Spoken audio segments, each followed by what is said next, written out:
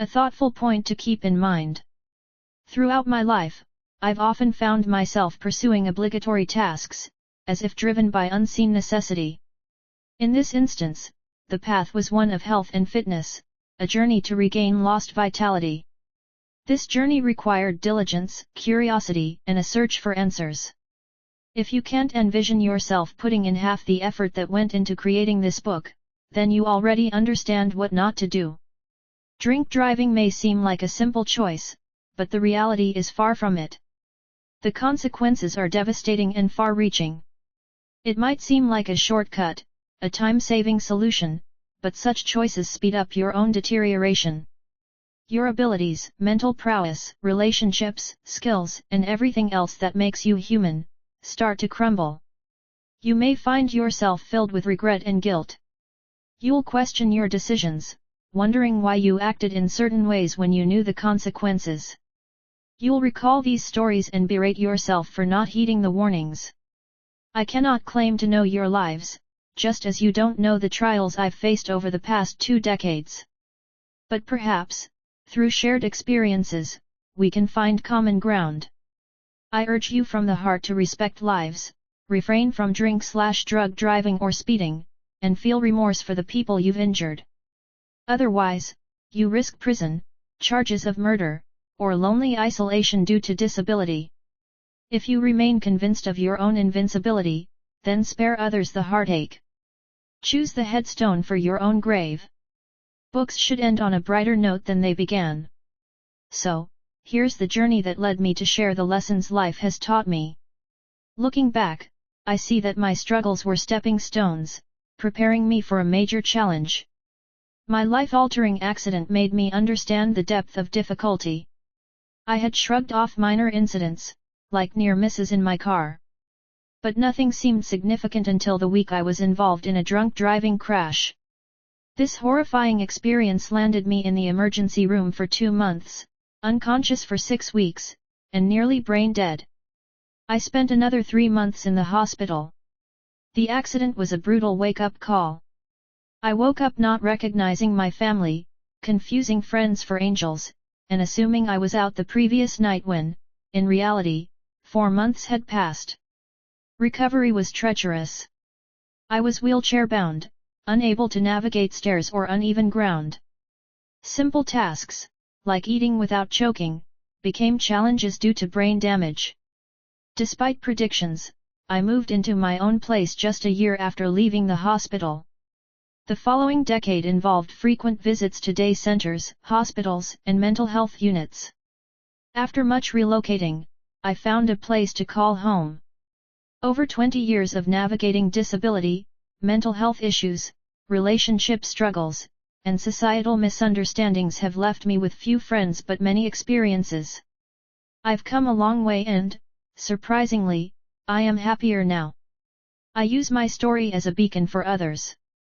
My battles with drink, loneliness, medication, and deluded thought have all contributed to my wisdom. I've experienced highs and lows, friendship and isolation, and near loss of faith. Yet, I've lived through it all to appreciate life's minor and major attributes. I had to experience lows before I could truly appreciate life's highs. After 12 days of sobriety, I realized how alcohol was exacerbating my mental health issues. In the past, I resisted attempts to rescue me from a deluded existence. Now, I am ready to evolve and experience different aspects of life. As I begin to socialize sober, I find it difficult to connect. I am unaccustomed to sober interactions, but I know the discomfort will lessen over time. Reflecting on my life, I realize that alcohol was obscuring the truth. Now, 14 days sober, things are becoming clear. I may not like some past actions, but I am ready to create new agendas. As a child, I had fantasies about life. These fantasies are reality. I've learned not to hold grudges or resentments. I've learned to make every moment of laughter and joy a treasured memory, to find or remember love in everyone, and to let go of fear. Dispelling sorrow and fear, living in harmony with the universe, these are the lessons life has taught me. And it's these lessons that I pass on to you, in the hope that they offer solace and guidance. The mysterious intrigue of uncharted territory. Once upon a time, in a far-off era, tucked away in a corner of the cosmos, was a place of extraordinary nature. This place defied our worldly understanding of reality. It was an abstract landscape, where hidden decimal points served as a compass, guiding civilization with uncanny regularity. This land was bathed in a celestial light that had been a constant companion throughout my existence. It shone brightest when I learned to appreciate the insignificant things in life. It was during this enlightenment that my behavior deviated from the norm. However, no one, including myself, knew my true character. My actions were a result of an education that was a facade, designed to create more facades. As you journey through my narrative, you will find frequent and deep discussions on divinity. My childhood, though difficult, was filled with moments of joy and happiness. However, as I matured and felt the weight of responsibility, I collided with the harsh reality of my existence. Despite my intelligence, I found myself creating different personas to suit different people. As a middle-aged man, I have lived in as many homes as the number of years I have lived. My character morphed with each new location, from bustling cities to tranquil villages. My family remained unaware of the many contradictions in my life. These included health issues, professional commitments, leisure activities, substance abuse, unfortunate accidents, disputes, and brushes with the law. They believed they had done a great job raising me, and in many ways, they did. However, they failed to instill within me a sense of self-worth or build a holistic character. Each member of my family had their own struggles and challenges growing up. As a child, I believed one of my parents was always right. This belief was fortified by emails from understanding individuals, who reassured me that the incidents that occurred weren't my fault. One such individual, a medium, spoke of several issues. These included childhood neglect, long-standing disputes with an elder in my household, feelings of loneliness, lost roots, health concerns, and their whimsical approach to parenting and childhood development. Dead real. For me, spirituality is synonymous with compassion and kindness. My world was completely upended, partly due to my failures. I understand that if I had followed all the required attributes, life could have been easier. This is why I often reflect upon my foundations. Why wasn't my life like that of the Dalai Lama, who recognized his purpose at a young age and left his parents to fulfill his destiny? Why was I subjected to every challenge faced by the awakened few and strict life-determining incidents? I always felt a sense of destiny, a belief that I was meant for more than this mediocre life of sheer misfortune.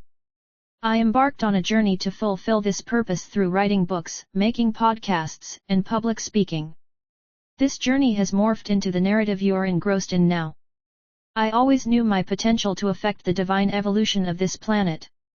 Spirituality is an enigma, riddled with countless dualities. Its interpretation depends on the individual's perspective.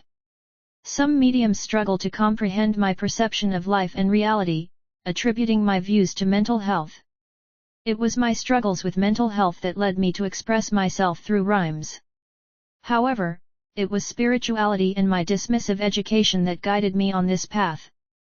Can you comprehend how honored I feel, knowing that they thought I might be strong enough to not only survive brain damage, major disabilities, social ostracization, health issues, mental health issues but also retain the ability to produce and teach?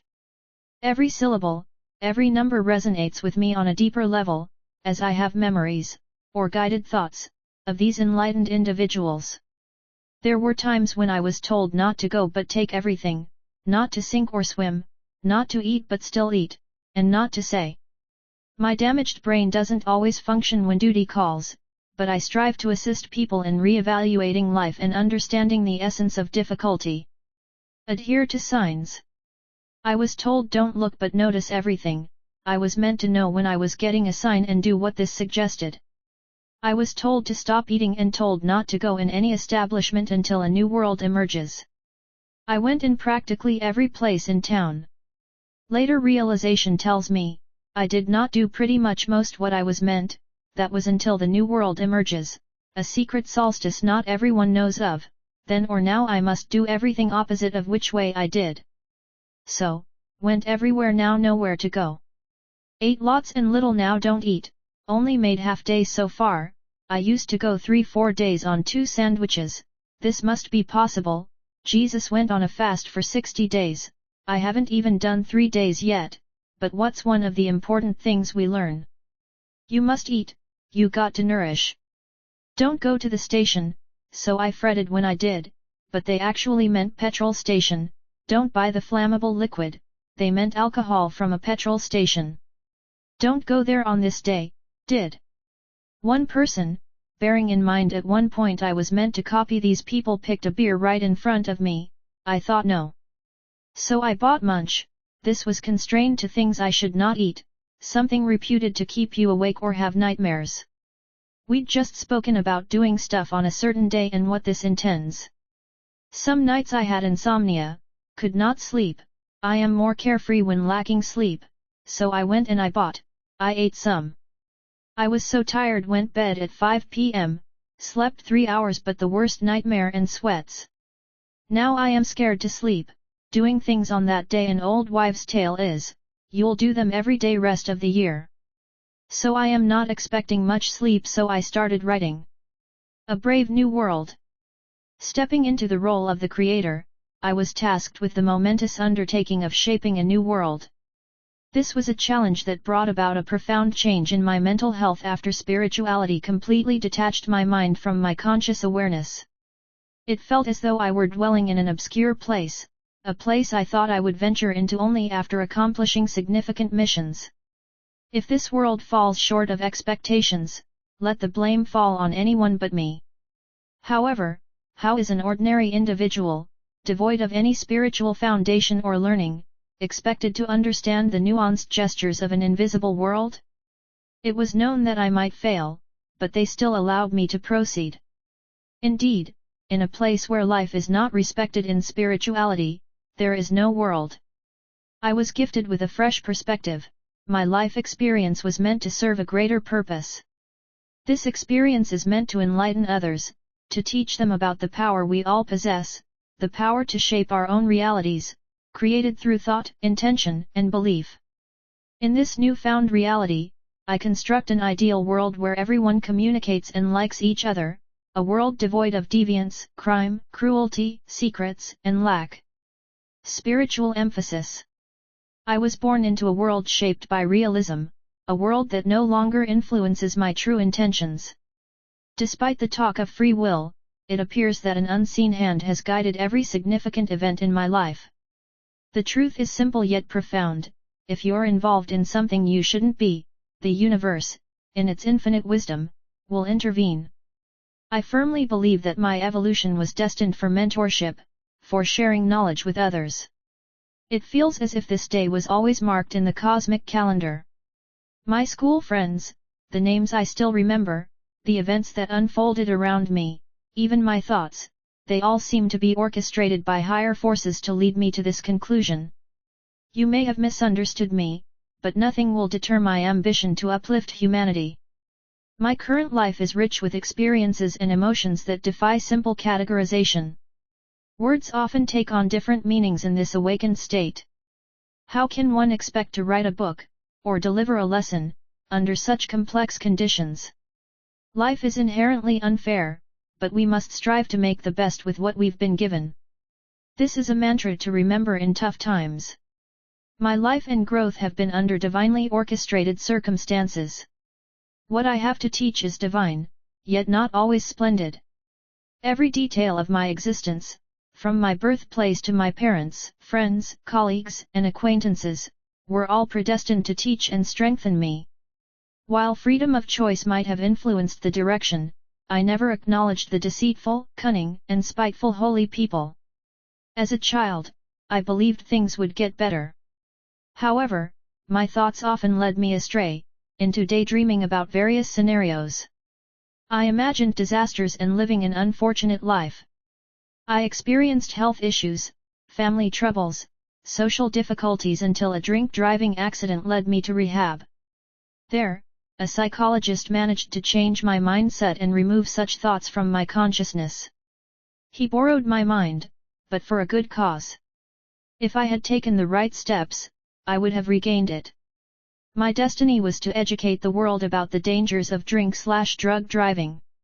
I did so, and even became an advocate for disability acceptance, all without a mind. The spiritual world allowed this. The rehab center received public funds for my attendance. The psychologist accepted my opinion that, I don't need a psychiatrist, they're for mad people. I am not on a lot of medication, psychologists like to work without medication. During my time in rehab, a video of my impaired walking before recovery was lost. Recurring thoughts from people throughout my life and the psychologist were remembered to assist, hinder, deviate, and direct. Some advice was not from experts. They didn't realize how powerful a subconscious mind is. I was told what I should do, what I shouldn't do, and what I would likely do that wasn't advised. Negative thoughts are often remembered first. Thoughts transformed into speech, and speech back into thought. Rhymes were created to soothe colors, numbers, letters, objects, patterns, designs. All of them discovered in research or even when viewing posters. I can't fully express all the deviations of an awakened world, but my expectations and thoughts created a reality. Be careful about what you imagine, think, speak, or write. I don't wish to blame spirituality, but something was persistently attacking my soul, my work, and my abundance. So, whatever or whoever is responsible can move on. I am the victorious one because the universe and angels know my true intention, and it was spirituality that added challenges to an already difficult path. While I am grateful where respect is due, much of what we are taught is mere nonsense. Have faith in yourselves, and no one can defeat you. Those who know, evoke. Yes, the spiritual world made a mess. Awakened people told me names and events, then told me to forget everything. I have written about the power of the subconscious mind and how it recalls everything, especially negatives. Those who think I am awakened are mistaken. These memories haunt me. How else would I know things, including names, to coincide with a thought that I was told not to have? Names that are very common words. How does one write, speak, think, or listen to music without using these common words? This plan is pertinent and timely. The comprehensive plan I'm proposing carries immense potential and profound significance given our current educational climate. Academic institutions play a critical role in shaping our youth's future. They are the bedrock for carefully molding and nurturing young minds.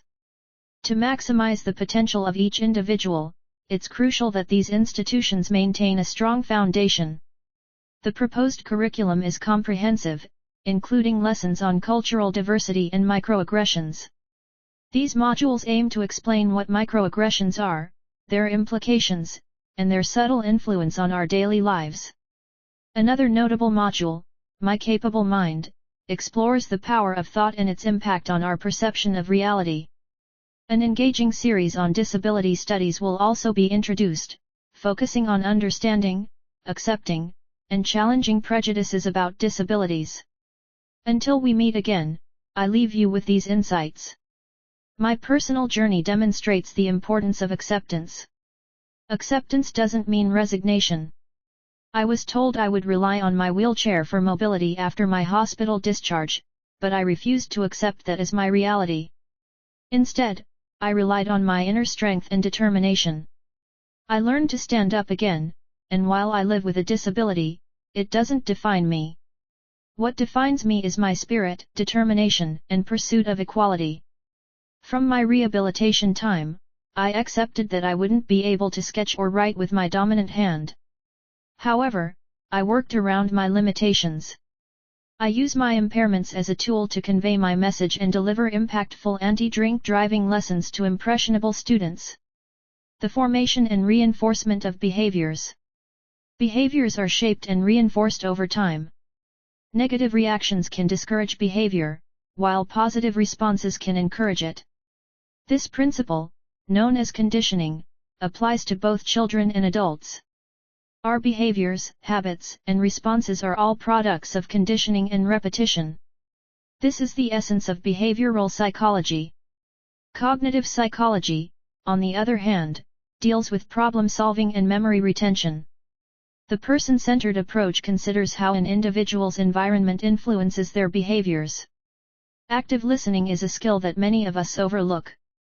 True listening involves understanding without planning our response or imposing our thoughts. This is a skill we could all benefit from improving. Communication has always interested me due to my experiences. My accident resulted in enduring emotional and communicative scars. However, I learned that energy and motivation can come from unexpected places. Although some promises were broken, it taught me that understanding ourselves is the first step to understanding others. Our society often misunderstands others and fails to admit it, perpetuating a cycle of miscommunication and misunderstanding. Memories are echoes of our past. While some bring joy, others provoke thought and introspection. Thought-provoking. The first memory I have of my new life is lying in a hospital bed after a severe drunk driving car crash. I was once in a coma, just 2 points shy of brain death. Navigating this surreal new reality, I had to understand why my friends were now in wheelchairs and why so many unfamiliar faces were constantly in my room. I felt trapped and struggled to understand this new reality. But one day, a familiar face walked in, and I realized that this was my new reality. Humanity, the collective existence of humankind. Humanity, as a concept, refers to the collective existence of humankind, including our shared experiences, cultures, histories, and future aspirations. It highlights our interconnectedness, regardless of our diverse backgrounds or locations. It's about the inherent dignity and worth of every individual, reminding us of our fundamental rights and obligations towards each other. Humanity is the essence that binds us all, reflecting our capacity for empathy, kindness, and compassion. This writing piece, as you may notice, is unique and unconventional. It features abrupt shifts and distinct stages, mirroring the profound impact of a personal injury that changed my life in many ways. However, this is not a plea for sympathy or compassion. It's a teaching tool, a testament to change and transformation. The evolution of my writing style over the years serves as a powerful warning against certain practices. I aspire for my writing to contribute positively to humanity. Initially, I planned to distribute copies of these encyclopedias to every school in the country once financially capable. However, I now recognize the Internet's potential in achieving this goal. I believe in education's power to reshape the world and touch the minds and hearts of all ages. I state this not out of arrogance, but because I have witnessed the transformative power of words. For example, a woman on a drink-drive rehabilitation course was introduced to me as a lost cause. But, a week later, she thanked me for my talk and promised never to drink-drive again. She even started to quit drinking. Similarly, school children were still discussing my talk a year after my visit. Stick with me, and your beliefs and ideas will be challenged. My writing style might seem disjointed at times, but the lessons and insights are woven throughout. My life has been a mix of tranquility, activity, physical pain, and emotional experiences.